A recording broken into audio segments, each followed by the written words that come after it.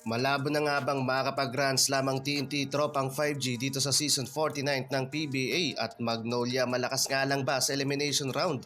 So ayun na nga mga idol, hindi maganda ang bukana ng TNT Tropang 5G sa 49 PBA Philippine Cup kung saan kasalukuyang nasa bottom rank ang kupunan na may 0-2 win-loss record. Dalawang labang natalo ang TNT at sa mga kamayan mga idol ng mga rising PBA teams katulad ng Converge at NLEX Road Warriors. Yung unang laban nila kontra sa NLEX kung saan tambak ng 17 points ang TNT parang hindi mo aakalain na hindi kagagaling lang sa championship game ang kupunan. Pero medyo accepted yon mga idol dahil nag-a-adjust pa nga daw ang kupunan na walang import. Pero ang nakakagulat dyan mga idol, yung tinalo sila ng Converge Fiverr Xers na lamang ng 6 points sa pagtatapos ng laban, 94-100 final score. Ang nakakalungkot pa doon mga idol, simula sa pagtatapos ng first, second, third, and fourth quarter hindi man lang nakalamang doon ang TNT. Parang kung iisipin mo din mga idol, Converge lang ang tumalo sa powerhouse team ng MVP Group. Medyo nakakahiya ito mga idol dahil nga Converge tinuturing noon na isa sa pinakamahinang team sa PBA. Pero ngayon nga dahil sa kompleto Ricardo din ang Converge na may reliable big man at may consistent pa na Alex Stockton, paniguradong mahihirapan dito at may challenge para sa mga bigating teams na kalabanin ng Converge. Sa early judge mga idol, malabo at mababa yung tsansang makapag Grand Slam ng TNT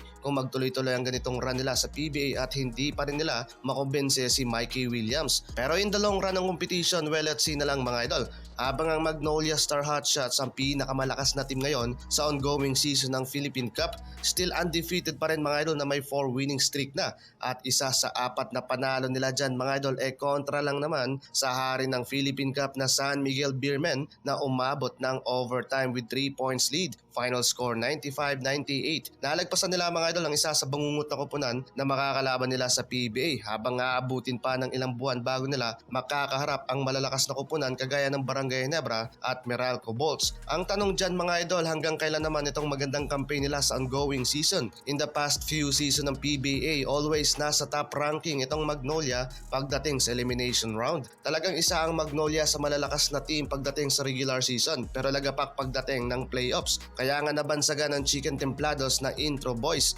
Pero ano nga ba ang problema? Bakit laging nangyayari ito sa Magnolia? Sa player nga ba ang diferensya or nasa head coach na? Kung titignan naman mga idol pagdating sa player, wala namang problema dito. Maganda ang kanilang pinapakitang performance at solid din ang kanilang team effort at nakakasabay din sila sa big man na si Junmar Fardo. Pero mula sa isang source inside Magnolia teams, ang problema nga daw si Coach Chito Victolero. Ayon sa source, wala daw problema sa mga player at malakas nga daw talaga ang Magnolia sa elimination round. Pero pagkapasok ng playoffs, hirap nga daw si Coach Chito Victolero sa mga adjustment lalo na sa series game.